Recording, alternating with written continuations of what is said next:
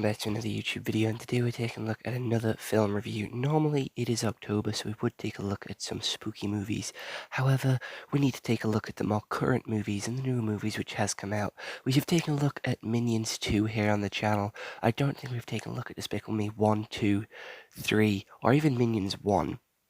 And we're jumping straight in with Despicable Me 4. If you would like me to review the first 4 movies in this franchise, please do let me know. Leave it down in the comments below, and I'll go into it. I'll review each and every one of them just after October, because October is going to be filled with spooky horror movies, and that is going to be starting within the next couple of days, so get excited for that. But until then, we're going to be taking a look at some more current movies, so without any further delay, let's get into what Google has to say about this newest Minions movie. So, Despicable Me 4 is a family comedy which is 1 hour and 34 minutes, came out in 2024, and it is the average length of a movie, how long a movie should be. It is when Gru welcomes a new member to the family, Gru Jr., whose infant are intent on tormenting his dad. However, their peaceful existence soon comes crashing down when criminal mastermind Maxime Lemal escapes from prison and vows revenge against Gru. So how this movie actually starts is with Gru rocking up to the Pharrell Williams music video of Who Will Gru Be Tonight? That's the question. And the Minions pay homage to the sort of suit Minions, where you go to the see Minions movie dressed in a suit. They're dressed in a suit, ready for this party. They go in, they bust all the criminals in there with the anti-villain league. Gru thinks he's pretty, good at his job. They go home, see, the family, and Ramsbottom makes his grand return out of retirement to take away all the minions and experiment on them to basically create the Fantastic Four. And this is where the story sort of splits into the Minion story and Gru's story. Gru's story takes his family to Hayville. I don't actually fucking know where it's called. His next door neighbor's daughter, Poppy, sort of knows he's Gru because she wants to be an evil villain, and they go back to the school to steal the mascot, which is a honey badger, which then leads to their secret identities getting caught. They then have to go and save the baby from being turned into a cockroach by Maxine Lamel. They succeed in doing that. The cockroach guy gets turned back into human.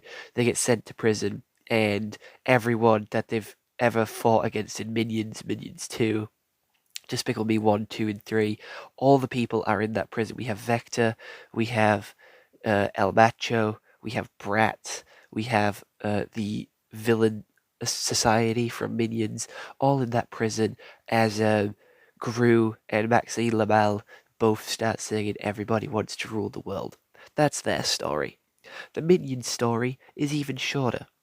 They get turned into the Fantastic Four, pretty much, with laser eyes, super stretch, turned to stone, can fly, and laser eyes. Pretty basic superpowers. They then try and save a city, fail, get cancelled. They make a return to save Gru. That's it. That's their story done. That's their story over. And now the Minions basically work for the anti-villain league instead of Gru.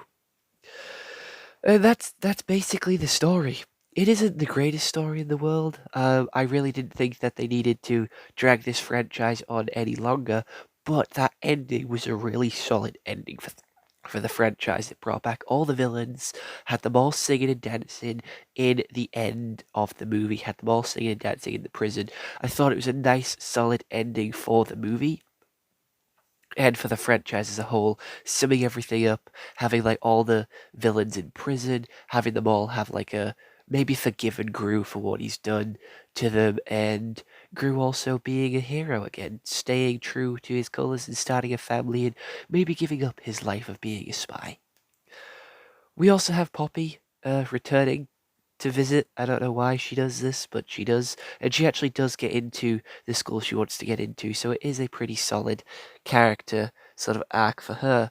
Who doesn't get a character arc is the children, the 3 kids in this movie. They don't get a whole lot of screen time. They start out at a new school, at a new karate dojo, and it sets up problems for later in the movie, but just never works on them. Just never picks them up again. It sets a threat, sets uh, like ominous sort of tropes like Margot starting a new school, maybe she's gonna get bullied, and she does get bullied, but that never really gets explained any further. And same with like Edith and Agnes, they go to a karate dojo, they take on the sensei, they beat the sensei, and then he gets back up, and then it cuts off, and we never visit that story arc again. So there is a lot more potential for more story from this movie that we just didn't get because of the time frame that we have. So they set all this up just for it to be a little bit of a disappointing letdown, which in my sort of eyes is a little bit upsetting because they had so much potential for these stories but just never went through with them. They also seemed to tone down the minions. As I said, the minions side story was a lot less the focal point, and they weren't really in the main story. Yes, they had basic gags here and there. They repeated the ram's bottom butt jag, like the bottom jag, and like there was a minion stuck in a vending machine for the entire movie, and they just kept using that as like a recurring joke throughout the movie. Again, it wasn't that funny. It did make me laugh, but they did tone down the minions, which I know a lot of people would be very grateful for, me included. The animation has also seen a massive quality rise as the characters look very more, I don't know, they look a lot better and a lot cleaner. But with this new animation style that they've gone for, it does lead to some of their facial expressions looking a little strange and a little odd. I don't know why, just some of Gru's facial expressions didn't seem to work for me. I don't know, like the way his face moved and like the way his shape was, I feel like he was a lot more expressive than he normally was in the past couple of movies, and his eyebrows could lift way higher off his head than I thought.